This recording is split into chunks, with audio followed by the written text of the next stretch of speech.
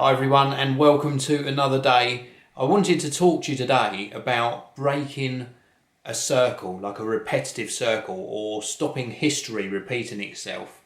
And I want to use myself as an example because years and years ago, back when, how old was I when this was happening? Probably about maybe sort of mid-20s, something like that, maybe a little bit earlier than that. But I was really into home cinema and I wanted the best setup.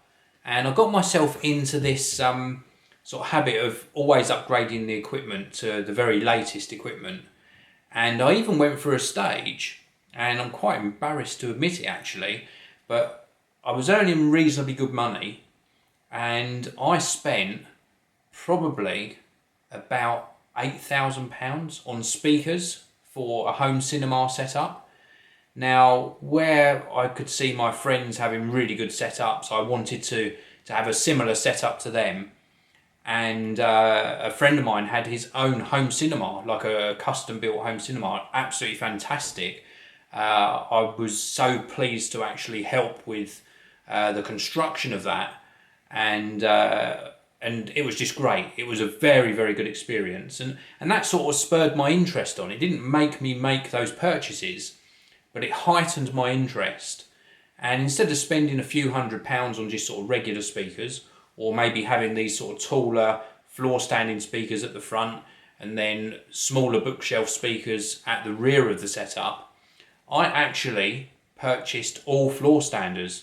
And at the time, they were very expensive. They were KEF reference series speakers, which I still think they make to this day. But anyway, back in the day, they were very expensive and they pretty much emptied my bank account, and even some of it went onto a credit card.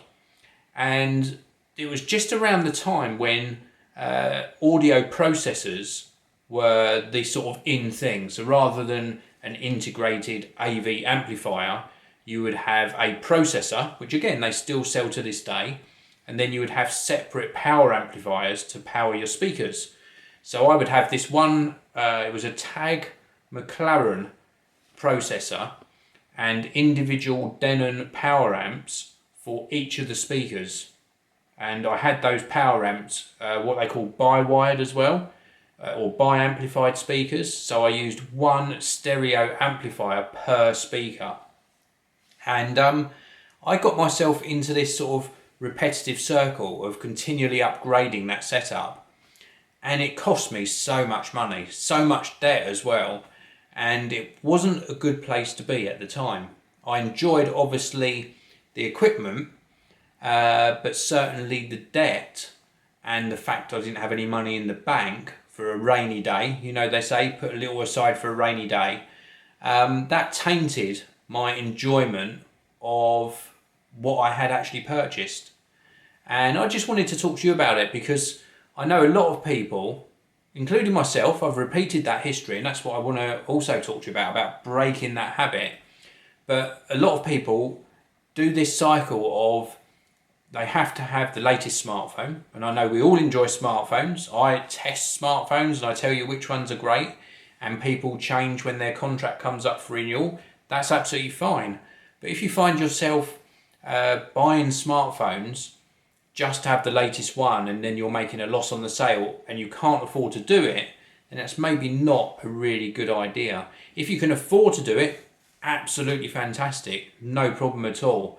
But just, I would really advise you not to get into debt just to have the latest and greatest gadgets. It's just not worth it. So anyway, back to my story. I just went off on a tangent there, giving you the advice before I'd finished my actual story. But I went through a lot of my life being very addicted to gadgets. And when I got my first Mac and then I wanted to upgrade it, I swapped in for another machine and upgraded the Mac, and then went for another one and upgraded that, bought a PC, yes, a Windows-based PC. I used to actually do a lot of gaming on Windows-based PCs. We used to have a rig that I would use at home, and then I'd also have a portable, like one of these mini shuttle sort of rigs, and I would actually take that to a friend's house for gaming nights, and we would set up a LAN party and have our gaming sessions. I was really into that at one stage. And that got expensive as well, because you always wanted to have the latest and the greatest graphics card, and it's expensive. It is expensive. But I broke that mould by finding satisfaction in good products. And I think that's one of the things that sort of spurred me on a little bit to actually tell you guys and girls whether products work well or not, and to do these reviews so that you can make informed buying decisions. And I got to the stage in my sort of tech, geek, gadget, lifestyle buying, I got to the stage in that where I would be very selective as to what I actually purchase myself. So I'll give you an example. Instead of buying, and I know I'm in a privileged position because I get to test cameras as my part of my job. So yeah, I am in that sort of privileged position. But with my own money, instead of buying X camera and then finding it's not good, and then Y camera and then finding that's not good, and then Z camera and finding that's not good, and each time selling those cameras for less than I paid for them and losing money until perhaps I got a camera I was sort of satisfied with, instead of doing that, I would do my research and only actually spend my own money on a camera that I knew I was going to get the use out of. So for example, the camera I'm using at the moment, this Sony RX100 Mark II, yes, it is an expensive camera, but I can see me using this for at least 2 to 3 years.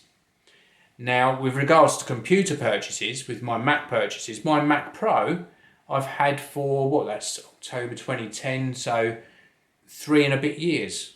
That is a good amount of time, and it's still going strong now. It's still being used.